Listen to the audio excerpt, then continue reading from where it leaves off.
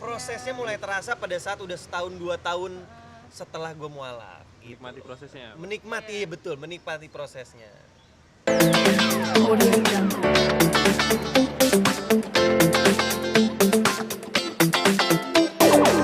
nih perkembangan udah memulai masuk di 2 hari sekolah? Kakak sebagai orang tua gimana nih melihat anak ini? Yang pasti seneng ya karena anak si Kinan juga udah bisa mulai belajar, ketemu teman, bersosialisasi, dan ternyata alhamdulillahnya Kinan itu percaya diri, karena percaya diri itu yang penting. Iya, dan untuk kakak sendiri sebagai ibu ada kayak rasa khawatir gitu nggak? Khawatir sih pasti ada, karena kan selama ini dia belum, emang sengaja kita nggak masukin kayak sekolah dulu kan, cuma kayak lebih kayak gym aja gitu, kayak aktivitas lain.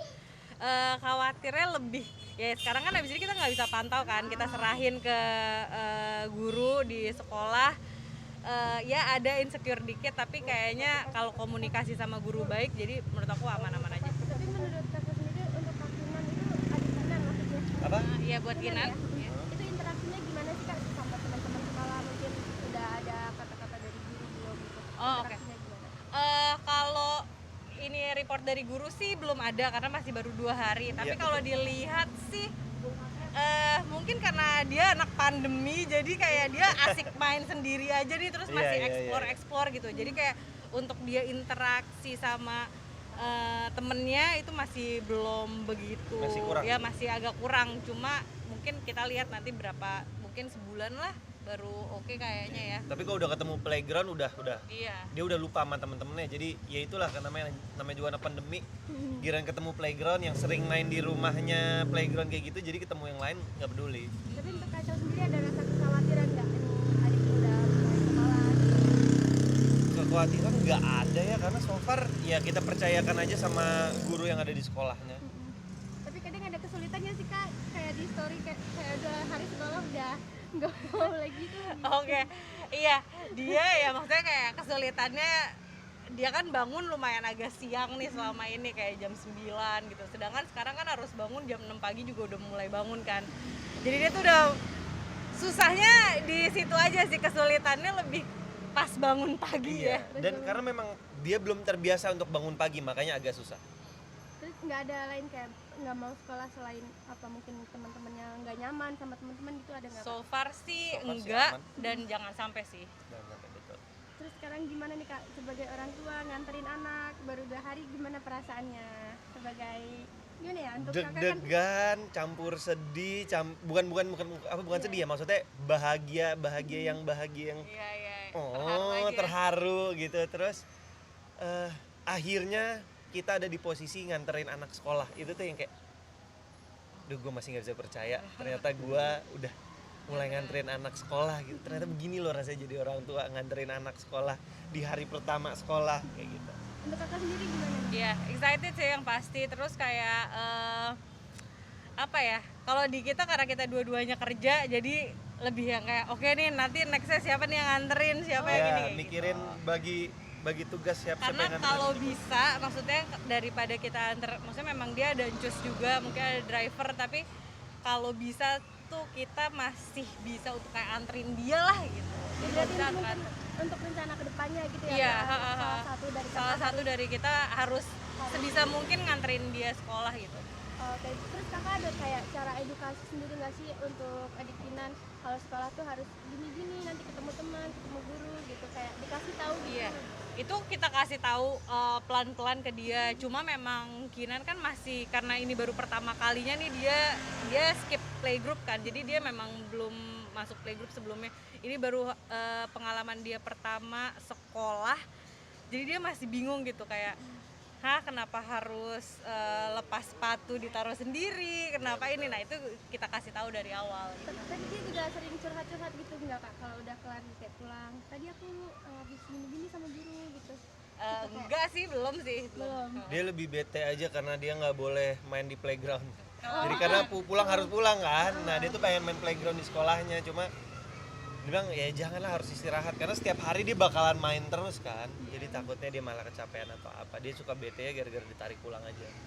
Oke, mungkin ini yang lagi rame di sosial media nih kak, yang podcast kakak kesana kesini mungkin aku mau bertanya sedikit itu Iya. mengenai Kak Marcel menetapkan diri sebagai mualaf dan menikah dengan kakak dan sekarang itu gimana sih Kak? Sedikit gitu ceritain kenapa awal mulanya. Jadi gini, ini bahas lagi, oke. Iya, coba Kalau ditanya kenapa mualaf itu nggak tahu. Tapi setelah makin banyak ngobrol sama banyak orang apa segala macam, akhirnya gue bisa merasakan oh mungkin ini yang dinamakan dengan panggilan. Karena kita nggak pernah tahu seperti apa kan rasanya panggilan itu. Mungkin ada ya orang yang dikasih mimpi atau gimana untuk jadi mualaf, ya mungkin gue merasa terpanggil aja karena tiba-tiba banget gitu. Dan peran Kak Nabila sendiri sebagai dulu pas masih zaman pacaran dan sekarang menjadi istri itu gimana sih menurut kakak? Kan kayak di podcast ini nih yang gue cari gitu kan. Nabila itu bukan sekedar pasangan, bukan sekedar pacar, bukan sekedar istri pasangan, tapi dia juga guru buat gue untuk yang ngajarin gue dari awal mula sholat, gerakannya, bacaannya, cara-caranya, semua dia yang ngajarin. Mungkin udah sejauh ini udah belajar berproses apa aja nih Kak dalam mendalami? So far baru sampai sekarang baru surat pendek ya. 5 surat pendek. Yang basic sih kayak ya sholat udah pasti. Dari yang sholatnya mungkin cuma 1 waktu doang, sekarang udah mulai 5 waktu. Terus udah mulai ya baca-bacaan surat-surat pendek udah lagi tahap itu sih. Dan Kak Nabila juga memberitahu gitu sedikit kalau Islam itu Seperti apa gitu. Iya ya sedikit terus tapi kan sekarang juga informasi kan udah banyak banget kan. Jadi kadang-kadang Marcel kalau ini caranya gimana ya, tayamum kayak gimana ya, mandi wajib gimana ya dan lain-lain. Nah itu dia kadang-kadang juga udah bisa kayak cari sendiri, tapi dikonfirmasi lagi kayak dia tanya ke aku atau enggak tanya ke om aku yang kebetulan ada ustadz juga kan, jadi dia tanya bener gak caranya kayak gini. Tapi kayak ada kayak target gitu nggak sih Kak? Kayak mungkin sekarang lagi belajar sholat terus besok harus sholat ayat atau gimana itu dari kakak dan sama suami. Kalau dari istri nggak pernah ngasih target ya, cuma yang penting belajar aja. Karena kalau dikasih target kan yang ada jadi makin susah kan. Jadi karena ini memahami bahasa baru, bahasa Arab kan bahasa baru, jadi nggak bisa yang langsung ditargetin, pelan-pelan aja, santai. Karena waktunya juga masih banyak kan untuk belajar. Terus sama apa lagi sih? Nggak ada target sih sama sekali. Pokoknya dijalanin, bener-bener kayak dijalanin aja satu persatu. Yang andai kayak satu surat udah lumayan hafal, lanjut ke surat berikutnya. Tapi yang surat sebelumnya mungkin abis ini bakal kayak belajar untuk panjang pendeknya gitu, sama paling cara belajar baca Iqra. Al-Quran. Iya. Tapi udah belajar Iqra nih Kak? Belum nanti rencana. Akan nih secepatnya. Tapi untuk gurunya sendiri sudah mencari atau nanti sama keluarga kakak? Ya kebetulan kemungkinan sama adik aku juga kebetulan kayak guru ngaji gitu, jadi guru ngaji gak sih si Rehan ya, maksudnya dia emang ada murid-muridnya juga gitu, jadi sekalian nanti Marcel yang ngajarin dia. Tapi Kak Marcel kayak ada gimana ya, kalau maksudnya kan kakak dari mualaf tuh kayak ada ketenangan sendiri nggak sih Kak sejak mualaf gitu? Mesti kan orang menemukan kayak kalau ditanya ketenangan sih gimana ya ngomongnya, lebih ke berjalannya waktu lebih merasakan kayak oh begini toh, oh begini akhirnya gue merasakan bahagia bersama istri, bersama anak. Berjalannya waktu akhirnya gue belajar mengerti kenapa gue apa sih ngomongnya,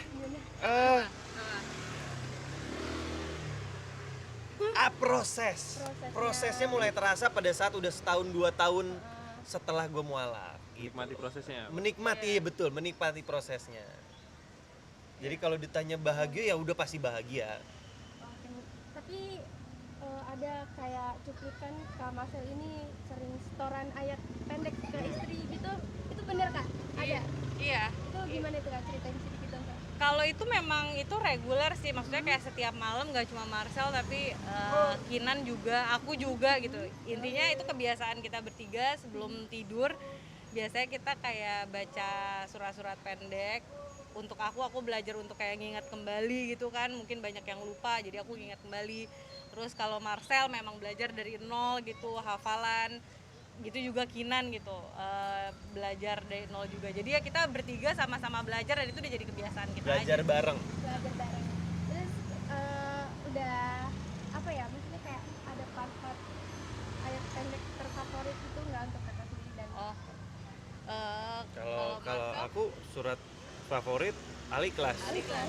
Kenapa kak? Atau karena emang artinya yang menyentuh atau Pertama karena Pendek kan jadi itu? gini, kalau pertama itu karena itu surat pertama kali yang diajarin. apa? Terus kedua karena tahu artinya akhirnya. Oh, itu artinya, ya udah jadi surat favorit. Dan untuk kakak sendiri kayak gimana? aku apa ya, surat favorit kayaknya kalau surat favorit Atau yang lebih Apa ya? sering kayak dibaca aja gitu, yang mudah-mudah simpel-simpel. Biasanya kan itu kayak gimana ya? surat yang paling sering aku Ya. baca kayak setiap ini. Bener-bener. Atau yang sering diajarkan ke Kak Marcel dan ke Kinan. eh yang pasti juz 35 sampai 10 surat terakhir itu rata-rata ya, maksudnya itu salah satu yang favorit aku karena dari zaman dulu waktu nenekku ngajarin aku kan juga kurang lebih kayak 10 sampai 15 surat terakhir di juz 30 itu kan. Itu sih. Mungkin terakhir nih Kak, kakak dan Kak Acel dan Kak Nabila menjadi pasangan suami istri goals gitu kan. Itu gimana sih Kak caranya, tips-tipsnya cara kakak membangun itu? Kalau tips-tips juga kita nggak bisa kasih tips karena kita juga masih baru ya, baru 4 tahun lah, baru mau jalan 5. Cuma yang penting kuncinya adalah saling percaya aja sih. Sama komunikasi Sama sih, itu yang paling komunikasi, penting itu. banget. Itu komunikasi dan itu nggak boleh hilang ya Kak? Iya. Menurut aku itu udah Paling kunci, penting sih. udah paling penting banget itu komunikasi. Oke, ada lagi Kak yang mau Udah itu disampaikan? aja. Oke siap.